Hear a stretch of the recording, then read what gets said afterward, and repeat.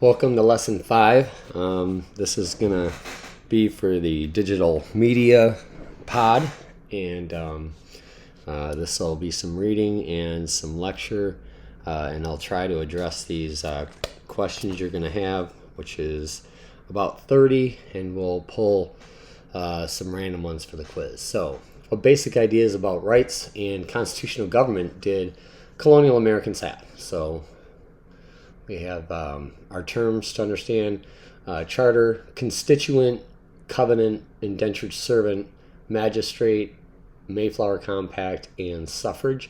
A lot of these are important. I didn't really put a lot of importance on magistrate or covenant, but the rest are terms you need to know.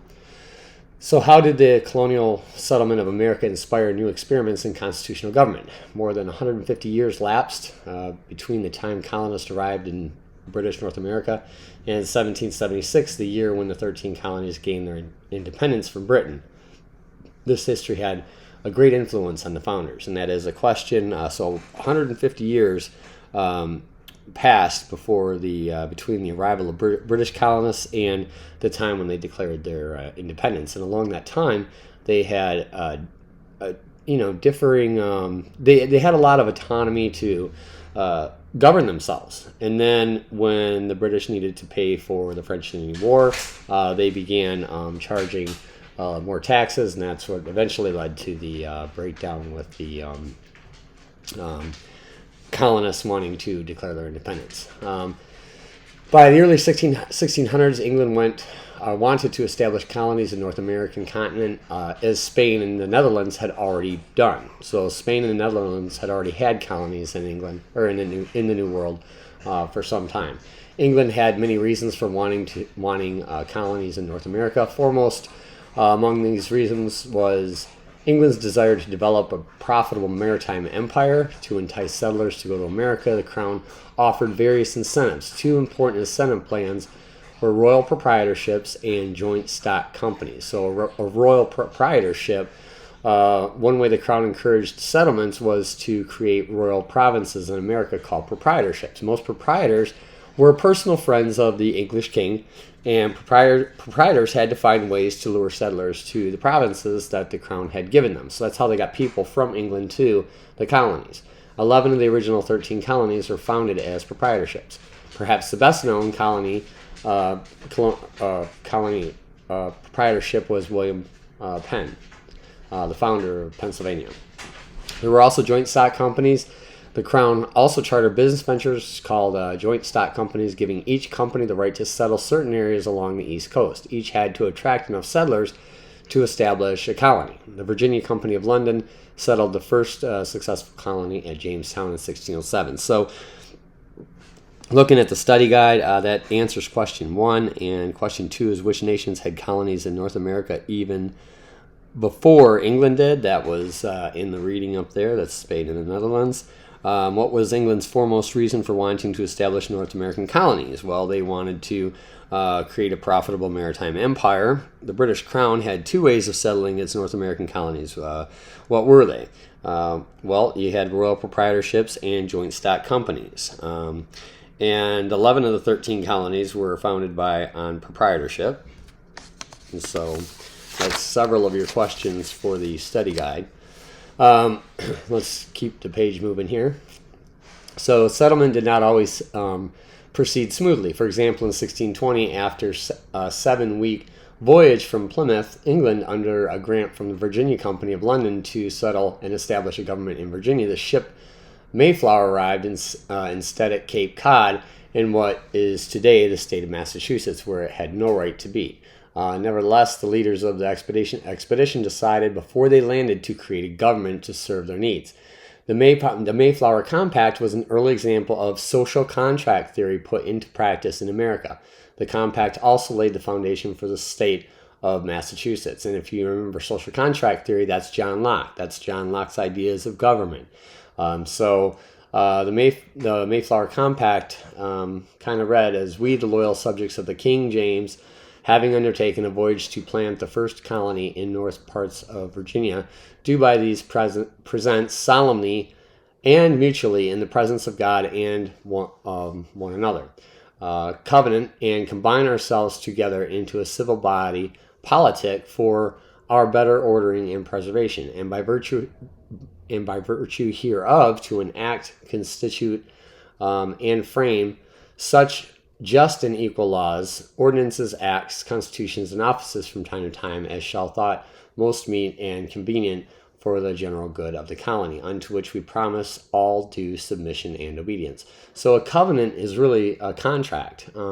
It's a contract between, the king and the colonies. So what was unique about the American experience? Let's check our study guide real quick. We got the question about William Penn, who established Pennsylvania. Which company settled the first successful colony in Jamestown? That would be the Virginia Company. And in which state did the Mayflower arrive? That was in Massachusetts. What did the leaders on the Mayflower decide to create before the ship landed? Well, they wanted to create a government. The Mayflower conflict was an example of social contract theory from John Locke put into practice. And then it gets into indentured servitude, which we'll talk about in this paragraph. The special conditions of an underdeveloped land profoundly affected economic, social, and political life in colonial America. Land was cheap, and especially in New York, Pennsylvania, Virginia, and the Carolinas, readily available. Labor, by contrast, was scarce. Because of the labor shortage, indentured servants looked forward to earning their wages and buying the land themselves after the period of servitude. An indentured servant was a person who sold his or her labor, usually in exchange for the cost of the trip from Europe to the colonies. Non-indentured and free laborers generally earned higher wages in America than they could earn in Europe. Some of the southern colonies gave newcomers 50 acres of land if they were able to arrange for their own transportation to the colony. Cheap land and high demand for work meant that American colonists usually had greater opportunities to achieve prosperity than most people in Europe.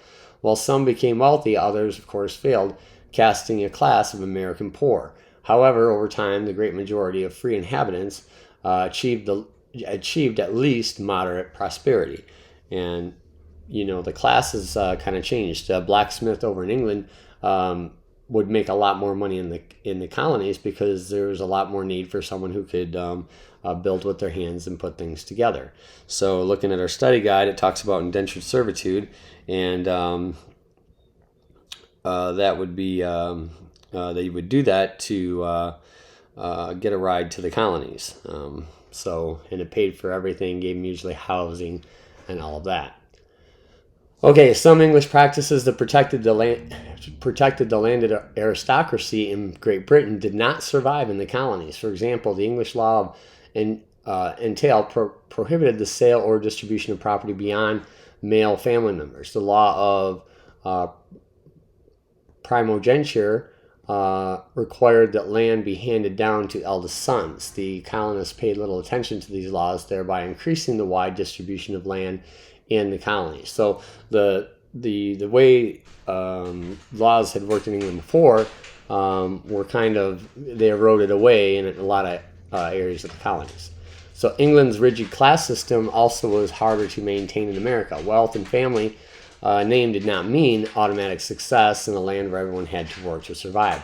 Those who came to America without great personal wealth rarely were held back if they were ambitious and hardworking. Carpenters and brickmasons, for example, enjoyed only modest social status in England, but the constant demand for new buildings in America allowed such craftsmen to earn a living equal to many of their social superiors. Well-born Europeans who considered hard work or manual labor beneath them sometimes had difficulty surviving in the colonies. So the colonies was a new place, and basically if you were willing to work hard and put the effort in and be ambitious, the sky was the limit. And that was something completely new during this time period, and that was driven by the sheer demand for people that worked in the trades. So looking at the study guide, got a couple of questions here. If you could get your own transportation to colonies, what would some of the southern colonies give you? Well, you could get 50 acres of land. That's pretty generous. We talked about the social status of a bricklayer versus in the colonies versus the England. And, just having the chance to improve one's lot in life really was the fundamental idea of the American experience. So, And that takes us up to where we're at with the reading. Let's see here. Okay, the chance to improve one's lot in life became a fundamental ideal of the American experience. Examples abound in colonial America. For instance, one of a candle maker's 17 children, Benjamin Franklin, became a great inventor, statesman, and diplomat. An English corset maker's son, Thomas Paine, arrived in Pennsylvania from England in 1774 and became a famous writer on behalf of the American Revolution. A son of a poor, unwed mother, Alexander Hamilton, became the first Secretary of the Treasury of the newly formed United States. So a lot of these people that became influential figures with the Founding Fathers and were involved with the establishment of the United States as at first after the Declaration of Independence, but were really people that just come from ordinary walks of life. King James I gave the Virginia Company a royal charter, which granted the company permission to settle Jamestown. A charter is a written document from a government or a ruler that grants certain rights. The royal charter granted the Virginia Company promised that the persons which shall dwell within every or any of the said several colonies and plantations, and every of their children shall have and enjoy all liberties, franchises, and immunities as if they had been abiding and born within this our realm of England, or any other of our said dominions. So it really kind of gave them, a charter gave them basically the basic rights, and that's a driving theme throughout this time period is individual rights. Similar guarantees appeared in the royal charters established in Massachusetts, Maryland, and other colonies. Such guarantees echoed the ideals of the Magna Carta, that all Englishmen, wherever they went, enjoyed certain basic rights. This tradition of expressing rights in writing became an essential part of American constitutions. The Massachusetts Body of Liberties in 1641, for example, provided for the rule of law and protection of basic rights of persons living in that colony against any abuse of power by a magistrate or judge. So a magistrate basically is a judge of the colony. In addition to echoing the Magna Carta in some respects, this document was America's first Bill of Rights. It provided, among other things, that no man shall be arrested, restrained, banished, nor anyways punished unless by virtue of some express laws of the country warranting the same. So it said you have to have proof before you can just accuse someone. The Body of Liberties also guaranteed trial by jury, free elections, and the right of free men to own property. It prohibited government from taking private property without just compensation, from forcing witnesses to testify against themselves, self-incrimination, and from imposing cruel and unusual punishments. Although the Body of Liberties limited suffrage, which suffrage means the right to vote, in Massachusetts it granted certain political rights to those who did not enjoy the voting franchise, including the right to petition the government for the redress of grievances. Guarantees of basic rights later appeared in other colonies. Pennsylvania, for example, guaranteed such rights as freedom from arrest except for probable cause, and trial by a jury of one's peers, and the right against taxation without representation, as did other colonies. But Pennsylvania was the first colony to guarantee freedom of conscience, the rights of conscience. Not all Americans enjoyed the rights secured in colonial charters and other documents. For example, in some colonies, the right to vote or hold office was restricted to basically religious white men, Protestant white men. In others, such rights were restricted to those who belonged to the colony's official state or established church. As in England and elsewhere, women were not granted political rights. Colonial laws limited their right to own property and to manage their own legal and personal affairs. Laws varied among the colonies, but married women usually had the legal status of underage children. They lost most of their legal identity to their husbands under a legal doctrine called coverture. According to the English law, husband and wife are one person. The very being or legal existence of the woman is suspended during the marriage. So basically, women had no rights. They derived all their rights from their husband. So they didn't have any of the freedoms that they have today. They couldn't vote. They couldn't own property. Think of Britney Spears and her lockdown from her father. That's kind of along the lines of what they were experiencing. Native Americans also did not enjoy the rights expressed in colonial documents. Like the Spanish and French before them, British settlers treated Indian tribes as foreign entities. They were removed from their lands when necessary for colonial expansion and dealt with through treaties and at other times. The most glaring example of the failure to extend the rights and privileges to all was the institution of slavery. African slavery was well established in the American colonies by the 18th century. Slaves who had made up 20% of the population in 1760 were treated as property and thus were denied basic human rights. So let's have a look at the study guide.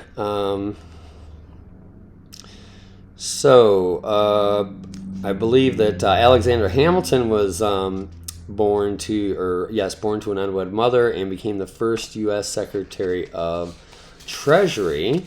And then we go on to what tradition became part of constitutions in use in early colonial America, and that is basically they were expressing their rights in writing. They wanted everything written down so that there was a proof of it, and that led to, it kind of ties in with precedent like we were talking about last week.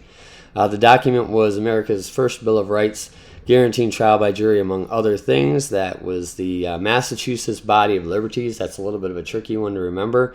So basically, they had already established a lot of the Bill of Rights within all these different state constitutions, or these state, charters, agreements, covenants, which became constitutions. Suffrage, remember, is the right to vote. Women did not have any rights under colonial law, so they were considered to have no separate legal existence from their husbands. So indentured servant during this time period, they were treated about like what an African slave would have been treated, except they had a pathway out of it, and when they were finished with their indentured servitude, they could get 50 acres of land, sometimes a house, and then they were able to make a living from their land and what they had earned from their indentured servitude. Then that kind of fell by the wayside as we got closer towards the colonies declaring independence, because the African slave trade pretty much put an end to it, and it supplied what they needed for the labor shortage. That filled the gap, and so there was less need for indentured servants later on. Early on, though, they would have African slaves, and they could be indentured servants. And it wasn't until later that they adopted the idea of slavery. So you'd see African Americans as early in the development of the colonies being able to be indentured servants. So the only people that could vote back in these times were white men who owned property. You had to own property to be able to vote. And as the American Revolution drew near, which Enlightenment philosophy gained increasing support among the colonies. That's John Locke's thinking about natural rights. That's why it's so important when we talk about Locke. And rule of law. That means that no one's above the law. President of the United States answers to the law. Government officials answer to the law. Magistrates, judges, they all answer and are held account to the law. If you're not held account to the law, you don't have rule of law. And you'll see that governments that do go down that road, you'll start to see them fall further and further away from democracy and more towards autocracy. So we got 13 of the 13 colonies had legislatures or assemblies. And what else do we got here? American colonists believed their right to life, liberty depended on basically the security of property. Everything was kind of based on property. And they believed that a property qualification for voting rights was just a way to organize their governments. One purpose of government was to protect property, so it made sense that only people who own property could participate in that government. That's why there's a link between voting and owning property and whatnot. What was the impact of property requirements for voting in the colonies? It meant that a larger percentage of the population could vote than was the case in England. So because there was so much property and they were giving property away, remember that, more and more people gained the ability to vote. So they had more common people participating in their government. And then people that are a person represented by an elected official is a constituent. So you are all constituents of Governor Bashir.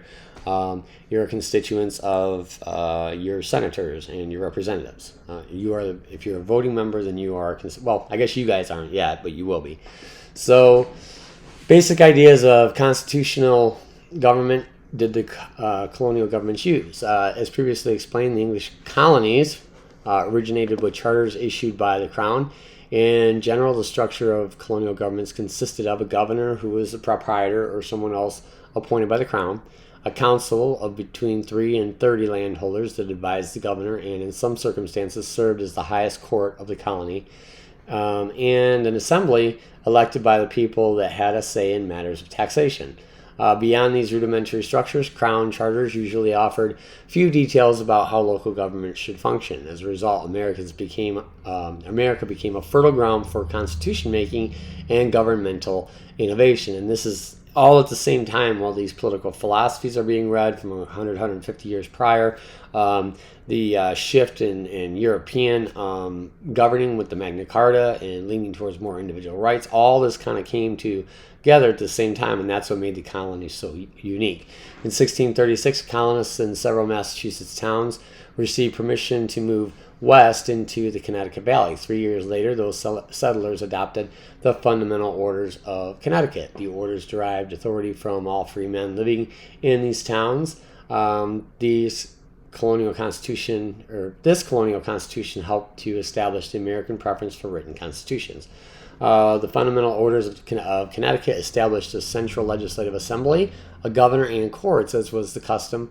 Voting was limited to white male property owners. So, again, fundamental rights. Fundamental rights, the colonists were concerned foremost with protecting the common law rights that they brought with them from England, those Englishman rights. At first, colonists understood these rights as the ancient and fundamental rights of Englishmen. As the Revolution neared, the colonists increasingly understood their rights to life, liberty, and property in terms of natural rights philosophy, which that comes from John Locke. Rule of law. To protect their fundamental rights, the colonists insisted on the creation of a government of laws under which those responsible for making and enforcing the laws had to obey the laws and could not exercise power arbitrarily. So that everyone was subject to the law, and as it should be, and that's the way it is today. We have a system of rule of law. Representative government and the right to vote. One of the most important constitutional developments was the growth of representative government. Because of all that land that was being given away, more people could vote. The first representative assembly in the colonies met in Virginia in 1619. The right of the colonists to elect representatives to colonial legislatures was one device for enticing settlers to come to America. Representative assemblies reduced the possibility that royal governors would violate the people's rights. The legislatures would respond to the needs and interests of the people. The creation of representative assemblies also established the principle of no taxation without representation. Sorry, guys. Separation of powers. Colonial governments typically provided for the exercise of three kinds of government power. Separation of powers was evident in the following ways. Legislatures. All the colonies had legislatures or assemblies that over time presumed greater responsibility for making laws. All but Pennsylvania adopted the structure of parliament with lower and upper houses. Pennsylvania adopted a unicameral or one house, meaning there's not a Senate and a House. That's bicameral. I mean, so if you got the United States Senate and the House, that's two bodies that decide law. And that's called a bicameral system. Or if you just have one, that's a unicameral system, or one house. That's kind of a term you should kind of take note of. Pennsylvania adopted a unicameral or one house legislature. Members of the upper house were either appointed by the governor or elected by the most wealthy property owners of the colony. All the men in the colony who owned a certain amount of property elected members of the lower house. The colonial legislatures eventually became the strongest of the three branches of government. Governors were responsible for carrying out and enforcing laws, so that's the same as the executive branch, and the courts were created to administer local justice and to preside over trials of those accused of breaking laws. Judges were required to follow strict rules and procedures. Some colonists created a two-tiered system of trial and appeal courts. So, how did the colonial government become more representative than the government in Britain. American colonists believed that the security of life, liberty, and liberty depended on the security of property, which explains in part the property requirement for full political rights, such as voting. If one of the purposes of government was to protect property, it seemed reasonable to many Americans to limit voting rights or suffrage to those who possessed at least some land. Owning 50 acres of land was a typical property requirement for voting in the colonies. Hence, that's what they were giving away for coming to the colonies. Land was relatively easy to obtain, and so the body of eligible voters in America was proportionally larger than in England. Colonial legislatures, accordingly, were more broadly representative. Unlike England, colonial elections usually offered the voters a choice of competing candidates for office. Colonial legislatures usually served shorter terms of members of parliament who faced election only once in every 7 years. Colonial legislatures were also required to live in the districts they represented. They were considered to be the voices or agents of the people or their constituents.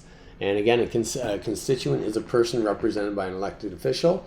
And so colonial legislatures were responsible for ensuring that the legislature knew about the needs and interests of their constituents. By contrast, in 1776, members of the British Parliament did not have to live in the districts they represented, often had little understanding of the needs of their constituents. So instead, they were charged to represent the interests of the nation as a whole. So you didn't get those local interests really coming up. They were basically overlooked and ignored, and that, of course, you could see where that would really irritate some people. And then we got some review questions here. So by listening to this video, you should be able to go through with your question handout and have answered all the questions now. But I'm probably going to have you guys take some practice questions in this activity that's in the social studies website. So that concludes this video.